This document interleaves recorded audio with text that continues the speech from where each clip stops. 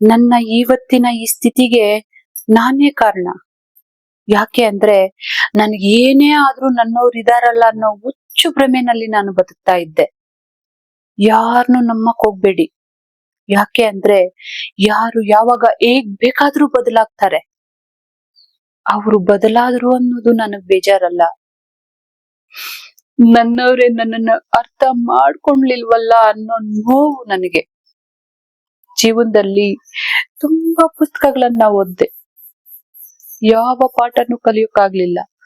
ಆದ್ರೆ ತುಂಬಾ ಮುಖಗಳನ್ನ ಹತ್ರದಿಂದ ಓದ್ದೆ, ನೂರಾರು ಪಾಠಗಳನ್ನ ಕಲ್ಸ್ಕೊಟ್ಬಿಟ್ರು. ಎಲ್ಲರೂ ನನ್ನವ್ರೇ ಅನ್ಕೊಂಡು ಓದೆ. ಆದ್ರೆ ಕಾಲ ಎಲ್ಲವನ್ನು ಕಲ್ಸ್ಕೊಟ್ಬಿಡ್ತು.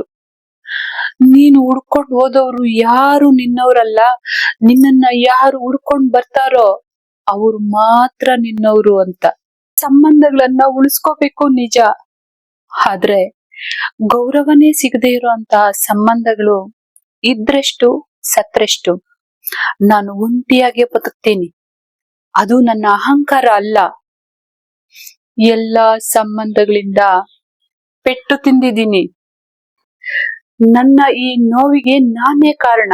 ಯಾಕೆ ಅಂದ್ರೆ ಅತಿಯಾಗಿ ಆಸೆ ಪಟ್ಟಿದ್ದು ನಾನೇ, ಅತಿಯಾಗಿ ನಂಬಿದ್ದು ನಾನೇ, ಅತಿಯಾಗಿ ಮೋಸ ಹೋಗಿದ್ದು ನಾನೇ. ನಡೆದು ಹೋದದ್ದು, ಮರೆತು ಹೋಗಿದ್ದು, ಬಿಟ್ಟು ಹೋಗಿದ್ದು, ನಡೆದು ಹೋಗಿದ್ದು, ಮರೆತು ಹೋದವರನ್ನು ಕೂಡ ನಾನು ಮರೆತು ಬಿಡ್ತೀನಿ. ಆದ್ರೆ ಅವರು ನನ್ನ ಕಲ್ಸ್ಕೊಟ್ಬಿಟ್ಟು ಹೋದ್ರಲ್ಲ, ಆ ಪಾಠನ ಮಾತ್ರ ನಾನು ಮರೆಯೋದಿಕ್ ಸಾಧ್ಯನೇ ಇಲ್ಲ. ಉಪ್ಪಿಗೆ ನೀರಿನಿಂದಲೇ ಮರಣ, ನೀರಿನಿಂದಲೇ ಜನನ. ಹಾಗೆ ಜೀವನವೂ ಕೂಡ ನಮ್ಮವರಿಂದಲೇ ಸನ್ಮಾನ, ನಮ್ಮವರಿಂದಲೇ ಅವಮಾನ.